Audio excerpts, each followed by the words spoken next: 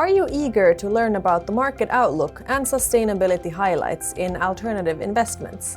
Come join us in hearing from investment experts across the field, all the way from real estate to infrastructure, forestry, and beyond. Stay tuned.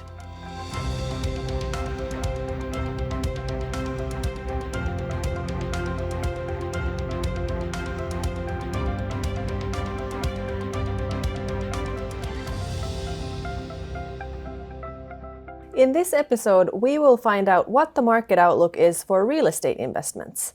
Together with me, I have Evli's own real estate expert, Heidi Tilli. Heidi has a long-standing background of over 20 years working with real estate investments and managing commercial real estate. So warmly welcome, Heidi. Thank you. Starting off with a question about last year's market turbulence. So how has this affected real estate investments? As we all know, last year was extraordinary to many extent. First, we saw the inflation to rise to historical levels, and then interest rates to follow to levels that we were used to a decade ago or so. Research show that allocation to unlisted real estate stabilizes the investment portfolio, and this is exactly what we saw last year. So unlisted real estate did what it had promised. Yeah. And the first half of the year was very strong, but then during second half of the year, the market turbulence started catching up, and we saw 50 to 100 basic points increase in cap rates, which led to repricing of properties. But there was a softening effect to this repricing, and it was the 9% increase expected due to inflation to rents this January. And well, this is quite common if we look at real estate returns in Finland for a longer period of time on diversified basis. We don't see negative returns on annual basis. And this was the case also in financial crisis 2008. And that was much worse than the mild downturn expected to Finland this year. And thinking about the future outlook then, how do you see the outlook for real estate investments? Taking one step back, the fourth quarter of last year, we saw a significant drop down in transaction volumes in global scale. And I expect this to continue. And the repricing as well, the first half this year. But then moving to the second half, we might see the market picking up if the macroeconomical outlook gets better, meaning that we see the money market to stabilize, inflation back in control, and repricing of the properties is expected to be done already. Makes sense. And then talking about rising inflation and expenses, does real estate work as an inflation hedge? Good question. Yes, to some extent it does. However, each property is an individual, and therefore much generalization should not be done there. But I try still some. So in residential properties, we typically have short-term lease terms, and therefore it's not very easy to push through the indexations in very high inflation environments like this. But then going to the commercial properties, that can be done because we have longer lease terms in that side. But then it's good to understand also that in high inflation times, not all companies will survive it. So it's good to have a close eye on tenant quality. And how would you advise one to invest in real estate? What should one consider?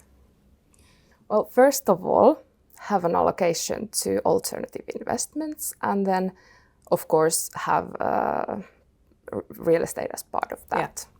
Yeah. Then remember the time diversification, which is important in long-term investments such as real estate, and don't forget to diversify between property types, since that stabilizes the real estate portfolio itself. And then, because real estate is a long-term investment, think about and discuss with the fund manager about long-term trends such as aging population, renewable energy, urbanization, and specialized investment strategies that are resilient also in market downturns.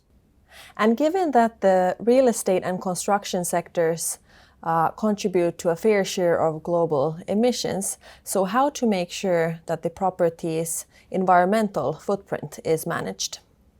As a society, we simply cannot replace all our old buildings. It wouldn't be a very wise resource utilization. But we should take more transitional perspective on this, how to make our buildings more sustainable. But still, construction sector needs to also decarbonize themselves. And many of us in real estate sector, we already know what to do. We're in very fortunate position since we can do very concrete and tangible things in direct real estate investment.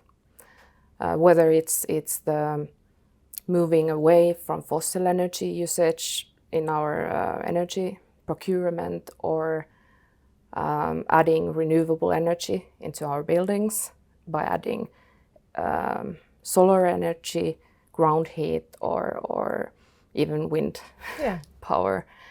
And then also we can improve our properties by investing into better building automation, LED lighting, and more efficient heat recovery from ventilation, for example.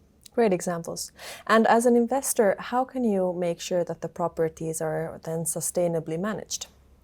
First, when we acquire properties, we make quite extensive due diligence process where we hire third-party experts to run through the investments from governmental, tax, legal, environment, and energy efficiency point of view. And then we make this 10-year investment plan for the property, so that we can take into consideration all these investments already when we price the property. So much can and should be done already in this phase. But then moving to the ownership of the property, I mentioned a few practical examples already how to do it, but then how to organize it. One should have the plan and then periodically review it based on measurements and best practice of the market. In the fund that I manage, for example, we have ESG integrated in all what we do. So it's basically on all meeting agendas, whether it's a property manager meeting maintenance guy, or an asset manager having a lease update, or portfolio manager making investment proposal. It's there all the time.